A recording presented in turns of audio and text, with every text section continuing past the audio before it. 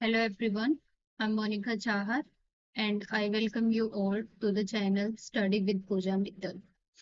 तो आज हम लोग बात करेंगे आप लोगों की common problem that is how to manage entrances with college. तो जब हम कॉलेज में होते हैं हमारे पास काफी सारे काम होते हैं करने के लिए। College life is very hectic. ठीक है, असाइनमेंट्स, कभी फाइल्स, ठीक है, कभी प्रेजेंटेशंस, कभी सेमेस्टर एग्जाम्स, कुछ ना कुछ चलता ही रहता है। ठीक है, तो इसके साथ साथ एंट्रेंस के लिए कैसे टाइम निकालें, एंट्रेंसेस के लिए कैसे मैनेज करें। ठीक है, तो ये दोनों चीजें की जा सकती हैं। ऐसा नहीं है कि ये दोनों चीजें मैनेज नहीं हो सकती या फिर आपको कॉलेज कॉलेज पे कॉम्प्रोमाइज करना पड़ेगा या फिर एंट्रेंसेस पे कॉम्प्रोमाइज करेगा। ये दोनों चीजें मैनेज हो सकती है। अगर मैं मेरा एग्जाम्पल आपको दूं तो मैंने 2021 में ड्यूएट बॉटनी का एग्जाम दिया था। ठीक है, तो आपको पता ही होगा डीयू एमएससी बॉटनी में दो तरीके से एडमिशन्स होते हैं। डीयू एमएससी बॉटनी में एक होता है एंट्रेंस बेस्ड और दूसरा होता है मेरिट बेस्ड। ठीक है, 50-50 रेशो होता है। 50% सीट एंट्रेंस के लिए होती है और 50% मेरिट के लिए। मैंने दोनों ही में AIR1 लेके आई। तो ऐसा नहीं है कि ये एंट्रेंस और मेरिट वाली चीजें अलग अलग हैं या फिर कॉलेज एंड एंट्रेंसेस का सिलेबस में कोई दिन रात का अंतर है, ऐसा नहीं है। बहुत सारी चीजें आपकी ओवरलैप करती हैं और हम दोनों चीजों को एक साथ मैनेज भी कर सकते हैं। ठीक है, तो अगर मैं शुरू करूं मेरी साइड से जो मैं टिप्स आपको दे सकती हूँ। ठीक है, तो पहली टिप ये है कि आप अपने प्रिपरेशन को हो सके तो थोड़ा अर्ली स्टार्ट करें। Start your preparation early. इससे क्या होगा कि आपको टाइम भी मिल जाएगा बहुत सारे एंट्रेंसेस पे फोकस करने के लिए। आपको आपके पास टाइम भी होगा अपना सिलेबस मैनेज करने के लिए। ठीक है, तो आप ओवरऑल ध्यान दे पाएंगे अपने सिलेबस के ऊपर। ठीक है, तो पूरा सिलेबस भी आपका कवर हो जाएगा और आप ज्यादा एंट्रेंसेस पे भी फोकस कर पाएंगे। जैसे फोर्थ सेमेस्टर में आप शुरू कर सकते हैं या फिर थर्ड सेमेस्टर में आप शुरू कर सकते हैं। तो उससे आपके पास प्रॉपरली टाइम रहेगा। इसके अलावा अगर आप, ऐसा नहीं है कि फिफ्थ और सिक्स सेमेस्टर में शुरू नहीं किया जा सकता, आप वहां से भी शुरू कर सकते हैं, लेकिन वहां पे आपको बहुत ज्यादा स्पीड में चीजें करनी पड़ेंगी। बहुत सारी चीजें आपको स्किप भी करनी पड़ सकती हैं क्योंकि टाइम नहीं होगा। तो थोड़ा सा अर्ली प्रिपेयर करने से ये होगा कि आपके पास टाइम जो है वो रहेगा। दूसरी टिप जो मैं आपको दे रही हूँ दैट इज वीकेंड्स। आप अपने वीकेंड्स जो है उसको प्रॉपरली यूटिलाइज कीजिए। ठीक है, वीकेंड्स यूटिलाइजेशन। ठीक है, क्योंकि यही बचता है। 9 to 6 जो हमारे वीकडेज होते हैं, वीकडेज में हम 9 to 5, कभी 9 to 6, कभी 9 to 7 ऐसे कॉलेज में ही रहते हैं। ठीक है, तो शाम में थकान होती है, कभी कभी मैनेज हो जाता है पढ़ना, कभी नहीं होता। तो यह आपकी चॉइस है कि आप वीकडेज में करेंगे या फिर वीकेंड में करेंगे। ठीक है, आप थोड़ा सा टाइम ब्लॉकिंग कर लें कि ठीक है, सैटरडे संडे सपोज आपने टाइम ब्लॉकिंग कर दी कि सैटरडे और संडे को मेरे को 6-6, 7-7 या फिर जितना भी घंटे आप निकाल पा रहे हैं मेरे को ये एक यूनिट पढ़ देनी है। तो आप थोड़ा सा प्रायर प्लानिंग रखिए कि वीकेंड में मेरे को क्या पढ़ना है। और वीकेंड्स बहुत बेनिफिशियल होते हैं मेरे हिसाब से कॉलेज लाइफ में खुद की चीजें एक्सप्लोर करने के लिए, एंट्रेंसेस प्रिपेयर करने के लिए या फिर अपने पैशन को कैरी आउट करने के लिए वीकेंड्स बहुत इंपॉर्टेंट होती है। ठीक है, इंजॉय करने के लिए भी और कुछ बनने के लिए भी, दोनों ही केसेस में वीकेंड्स का अपना रोल होता है। तो अगर आप एक साल अपने वीकेंड्स भी यूटिलाइज कर गए तो मेरे हिसाब से आपके एंट्रेंसेस काफी अच्छे जाएंगे।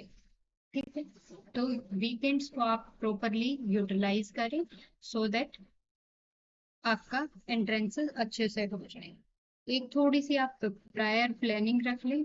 प्रायर प्लानिंग से क्या होगा कि आपके माइंड में चीजें रहेंगी। जैसे ही आपको टाइम मिलेगा आप फटाक से अपनी चीजें, क्योंकि आपके दिमाग में होंगी कि ठीक है मेरे को सपोज आपको एल्गी में आ, पढ़ना है, आपको रोडोफाइट। ठीक है, रोडोफाइटा या रोडोफाइसिन। ठीक है। आपने सोच के रखा है कि जब भी टाइम मिलेगा मैं रोडोफाई से पढ़ूंगी, तो आपको जैसे ही टाइम मिला आप बुक उठा के रोडोफाई से पढ़ लेंगे। आपको सोचने की जरूरत नहीं होगी कि अच्छा कौन सी यूनिट पढूं।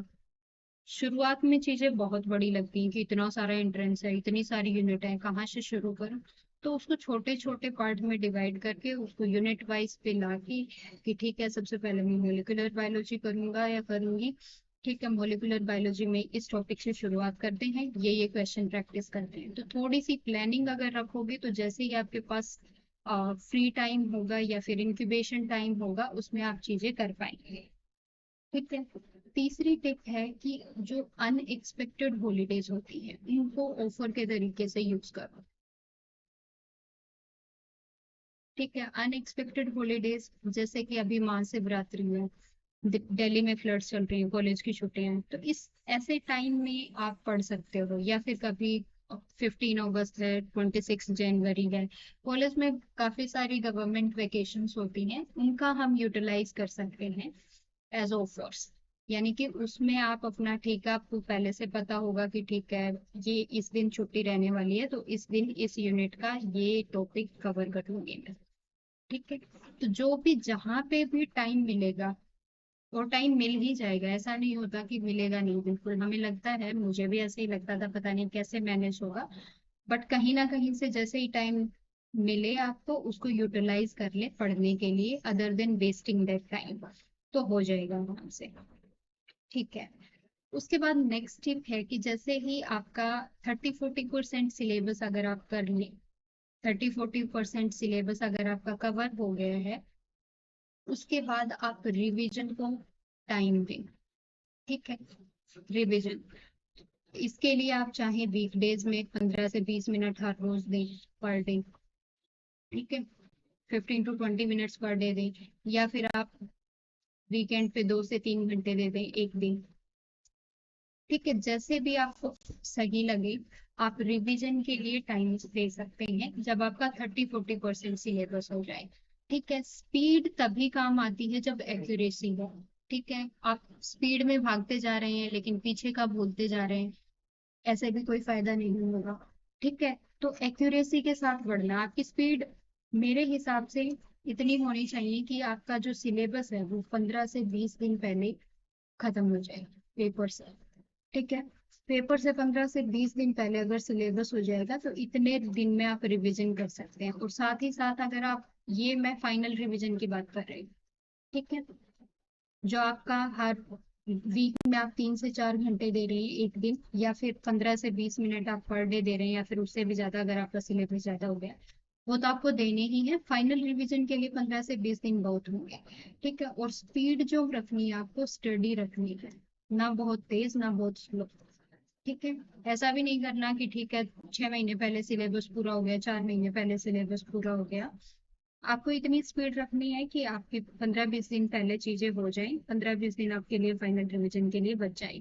और इतना भी स्लो नहीं कि बहुत सारा ही बचा है पेपर से पहले, हो पहले 6 महीने क्या पढ़ा था वो याद ही नहीं है, उसको रिवाइज करने का टाइम ही नहीं है। ठीक है, तो एक स्टडी स्पीड के साथ चलेंगे तो ठीक होगा। ओके, उसके बाद फिफ्थ टिप है कि हम बहुत बारी ऑनलाइन मटेरियल का यूज करते हैं। जैसे कहीं पे गूगल पे पढ़ लिया कुछ, स्लाइड से ऐप पे देख लिया कुछ, या फिर यूट्यूब पे वीडियो देख ली कोई, या फिर कोचिंग के नोट्स हो गए। ठीक है, या फिर बुक्स हो गई। ठीक है, बहुत सारा मटेरियल हम पढ़ते हैं, कभी सेमेस्टर में सेमेस्टर एग्जाम्स के लिए पढ़ते हैं, कभी अपने असाइनमेंट्स बनाने के लिए पढ़ते हैं, कभी एंट्रेंस के लिए पढ़ते हैं। तो इनको आप क्या कर सकते हैं, आप फोल्डर्स रखें अपने फोन में, या फिर ड्राइव पे फोल्डर बना ले, फोन है तो लैपटॉप है तो लैपटॉप पे फोल्डर बना ले, अलग अलग यूनिट के अलग अलग फोल्डर लगा ले। ठीक है, जैसे मॉल बायो का एक फोल्डर हो गया, सेल बायो का दूसरा फोल्डर हो गया, एलडी का तीसरा हो गया, ऐसे अलग अलग फोल्डर बना ले और एक ही फोल्डर में एक जगह पे सारी चीजें रखे जो भी आपने पढ़ी थी। ठीक है, जैसे आपने गूगल से पढ़ा, गूगल से कुछ पढ़ा तो स्क्रीनशॉट लेके उसको पीडीएफ फॉर्म में कन्वर्ट करके अपने पास रख लें, ताकि एंड मोमेंट पे आप रिवाइज कर पाए। ठीक है, आपको याद भी नहीं होगा कि एक साल पहले मान लो आपने प्रिपरेशन शुरू की और 1 साल बाद आप एंट्रेंस दे रहे हो या फिर 6-7 महीने बाद भी दे रहे हो, हमें याद ही नहीं होगा हमने कौन सी चीज कहाँ से पढ़ी थी। तो अगर आप फोल्डर्स के फॉर्म में सेव कर लोगे या फिर शॉर्ट नोट्स फॉर्म में आप उसको बना के रख लोगे, मेरा मतलब ये है कि आप जो भी अपने पूरे, सपोज अपने प्रिपरेशन को 1 साल दिया, 1 ईयर, अगर आपने प्रिपरेशन को 1 साल दिया है तो 1 साल में जो जो चीजें आपने पढ़ी है वो आप लास्ट टाइम में आप रिवाइज कर पाए। ठीक है। आपने बहुत सारी चीजें पढ़ी, आपने रिवीजन किया ही नहीं, आप एग्जाम्स में उसको एग्जीक्यूट ही नहीं कर पाए, तो ये पढ़ने का क्या फायदा हुआ। ठीक है, तो आप इसको किसी ना किसी फॉर्म में ऐसे याद जरूर रखें कि ठीक है मैं आज पढ़ रहा हूँ, एंट्रेंस के टाइम मेरे को ये चीज चाहिए होगी, तो मैं इसको कैसे रिवाइज कर पाऊंगा। ठीक है, तो इस हिसाब से अपना रखें कि आपका जो रिवीजन है वो हो पाए, एक जगह पे सारी चीजों का आप रख सकते हैं। सिक्स है कि जो आपका लास्ट टाइम, लास्ट मोमेंट जो होता है एग्जाम टाइम का, लास्ट मोमेंट, लास्ट मोमेंट और एंड टाइम जो होता है आपका एग्जाम का, उसको हमेशा माइंड में रखें। आप आप पढ़ रहे हैं सपोज मोल बायो में आपने सोचा सब बताते हैं वॉटसन अच्छी बुक है, वॉटसन पढ़ लेते हैं, आपने वॉटसन पढ़ी, आपने पढ़ ली एक बारी जैसे तैसे मैनेज करके आपने वॉटसन, ऑलमोस्ट 900+ पेजेस की बुक है। ठीक है, आपने उसके मान लो रेप्लिकेशन वाला चैप्टर पढ़ लिया आपने, और आपने पढ़ के ना उसमें कुछ हाईलाइट किया, ना आपने शॉर्ट नोट्स बनाए, आपको लगता है ये याद रहेगा? बिल्कुल नहीं रहेगा। तो आप अगर वॉटसन पढ़ रहे हैं, कोई भी बुक पढ़ रहे हैं, किसी भी टॉपिक के लिए पढ़ रहे हैं, या तो उस बुक में हाईलाइट करें लिमिटेड चीजों को जो आपके आपके लिए रेलिवेंट है। ठीक है, रेलिवेंट चीजों को हाईलाइट कर लें, या फिर आप शॉर्ट नोट्स बना लें। ठीक है, मैंने आज वॉटसन पढ़ा, मैंने रेप्लिकेशन पढ़ा, मैंने शॉर्ट नोट्स बना लिए, नेक्स्ट टाइम मैं वॉटसन नहीं खोलूंगी, मैं सिर्फ शॉर्ट नोट्स पढ़ूंगी। ठीक है, या फिर नेक्स्ट टाइम, बहुत सारे लोगों को नोट्स बनाने की आदत नहीं होती, मैंने भी नहीं बनाई थी।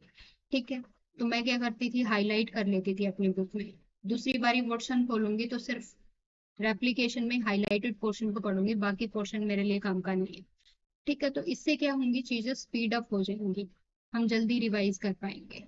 ठीक है, लास्ट मोमेंट को याद रखने का मेरा एक और मतलब ये भी है कि आपको सारी units starting from biochemistry, cell bio, mol bio, और जितनी भी हैं साथ ही rep bio, algae, fungi, archegoniatae, ये सारी यूनिट आपको एक दिन रिवाइज करनी होगी, लास्ट डे, 1 डे। तो आप अपनी चीजों को, आप अपने रिविजन्स की प्लानिंग इस तरीके से कर लें कि आप इस स्टेज पे आ जाएं कि ठीक है मोल बाय मेरे को कोई 1 घंटा दे दे, तो 1 घंटे में मैं मोल बाय रिवाइज कर सकता हूँ। ये होती है परफेक्ट प्लानिंग। ठीक है, अगर आप इस स्टेज पे आ रहे हो ना तो बहुत अच्छे एंट्रेंसेस होने वाले हैं। स्टार्टिंग में ऐसा लगता है कि ऐसा हो ही नहीं पाएगा, लेकिन जब आप पढ़ेंगे लगातार, बार बार चीजों को देखेंगे, तो ये स्टेज आ जाती है कि आप फटाफट से 2-3 घंटे में एक यूनिट रिवाइज कर पा रहे हो। सेल बायोलॉजी आपने खोली, आप 30 30 से 35 मिनट में आपने इनहिबिटर्स देख ली, आपने कोई और सेल सिग्नलिंग का पाथवे देख लिया, या फिर मोल बायो आपने कंप्लीट पढ़ ली। ठीक है, तो ऐसे चीजें हो जाएंगी अगर आप प्रॉपरली रिवाइज करेंगे।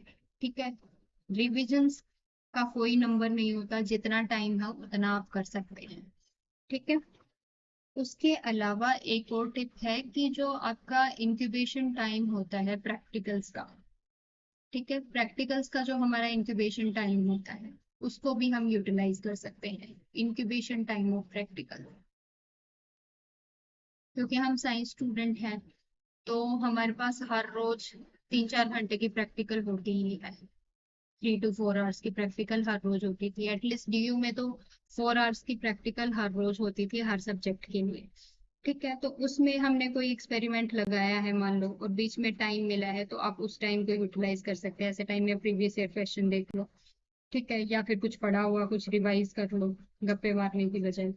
ठीक है, वो भी मार लो टाइम है तो, बाकी इन चीजों के लिए भी टाइम निकाल लो। ठीक है, जो इंक्यूबेशन टाइम होता है प्रैक्टिकल्स का उसको भी हम यूटिलाइज कर सकते हैं। उसके बाद है P/Q प्रैक्टिस। ठीक है, ये है star previous year question paper में ये नहीं कहूंगी कि सब कुछ है, बट बहुत कुछ बता देते हैं कि पेपर पैटर्न कैसा होगा, क्वेश्चंस कैसे आएंगे, ठीक है, क्या लेवल होगा क्वेश्चंस का। साथ ही साथ जो हमारी सिली मिस्टेक्स होती हैं कि हमने नोट नहीं पढ़ा, करेक्ट इनकरेक्ट नहीं पढ़ा, या फिर मैच द फॉलोइंग में मैच तो सही मिला लिए और ऑप्शन 1 2 3 4 जो था उसमें लगाना 2 था लेकिन लगा दिया 3। तो ऐसी चीजें भी बहुत सारी होती हैं। तो जब हम प्रीवियस ईयर क्वेश्चन प्रैक्टिस करते हैं तो ये सारी चीजें हमारी कवर अप हो जाती हैं, हम आसानी से इनको रिमूव कर सकते हैं, ठीक है। तो प्रीवियस ईयर क्वेश्चन पेपर्स को भी आप प्रैक्टिस कर सकते हैं। मेन चीज हमारा मेन मोटो ये है कि हमें कॉलेज और एंट्रेंस दोनों में अच्छा करना है, ठीक है। क्योंकि एक चीज के स्टेक पे रख के आप कॉलेज नहीं जा रहे हैं, आप कॉलेज मिस कर रहे हैं, आप प्रैक्टिकल नॉलेज मिस कर रहे हैं, और फिर आप एंट्रेंस में अच्छी रैंक ले आ रहे हैं, तो भी आपने कॉलेज का बहुत कुछ मिस कर दिया, ठीक है। तो हमें क्या करना है, इस तरीके से अपनी स्ट्रेटेजी बनानी है कि हम दोनों को मैनेज कर पाए। दोनों मैनेज करने का सिंपल तरीका है, जब भी टाइम मिले एक्स्ट्रा इधर उधर से उसको एंट्रेंस में लगा दो, बाकी कॉलेज के लिए जो जरूरी चीजें हैं उनको अपने पेस पे रखो, वो तो करते रहो। कभी कोई असाइनमेंट आया, असाइनमेंट कंप्लीट कर दो, ठीक है। ऐसा नहीं कि डेडलाइन पे ही करना है, 2 3 दिन पहले 4 दिन पहले जैसे ही टाइम मिला असाइनमेंट को कंप्लीट कर लो, जब भी टाइम मिला प्रैक्टिकल फाइल्स लिख लो। अगर आप स्ट्रेटेजिकली मैनेज करेंगे तो दोनों चीजें हो जाएंगी, ठीक है। डिवाइड कर लो कि वीक डेज पे, ठीक है, आपको ऐसा लगता है कि वीक डेज पे कॉलेज का पढ़ लेंगे, आके वीकेंड पे 2 दिन कॉलेज का कुछ नहीं पढ़ेंगे, सिर्फ और सिर्फ एंट्रेंस का पढ़ लेंगे। तो ये दोनों चीजें हो जाएंगी अगर आप बैलेंस करेंगे। कॉलेज को मेरे हिसाब से इग्नोर बिल्कुल नहीं करना चाहिए। बहुत सारे हम एक्सपेरिमेंट्स करते हैं, बहुत सारी नॉलेज हम एक्वायर करते हैं, ना सिर्फ साइंटिफिक नॉलेज बल्कि हमारी पर्सनैलिटी से रिलेटेड चीजें, हमारा कम्युनिकेशन स्किल्स, सॉफ्ट स्किल्स जो भी होती है, हमारी प्रेजेंटेशन स्किल्स, बहुत सारी चीजें हम सीखते हैं, और वो भी लाइफ में उतनी ही जरूरी है जितने एंट्रेंस के मार्क्स होते हैं, ठीक है। तो दोनों चीजों को बैलेंस करके चले, ठीक है। और लास्ट टिप मेरी साइड से जो मैं आपको दे रही हूँ, दैट इज कंसिस्टेंसी। कंसिस्टेंसी की होती है किसी भी एग्जाम को क्लियर करने के लिए या फिर कुछ भी करने के लिए, कंसिस्टेंसी इज, ठीक है, ये बहुत इंपॉर्टेंट है। अगर आप 30 मिनट भी आपके पास ज्यादा नहीं है, आप 30 मिनट भी दो, जिस दिन आप बिल्कुल नहीं पढ़ पा रहे उस दिन आप 30 मिनट पढ़, लेकिन उसको बिल्कुल से स्किप नहीं कर देना है कि देखा ही नहीं एक हफ्ते। कभी थोड़ा टाइम है तो थोड़े टाइम दे दो, कभी 2 घंटे मिल रहे 2 घंटे में दे दो, कभी आपको दो 2 दिन मिल गए क्योंकि छुट्टी है तो 2 दिन दे दो। तो इस हिसाब से आप मैनेज करके चले।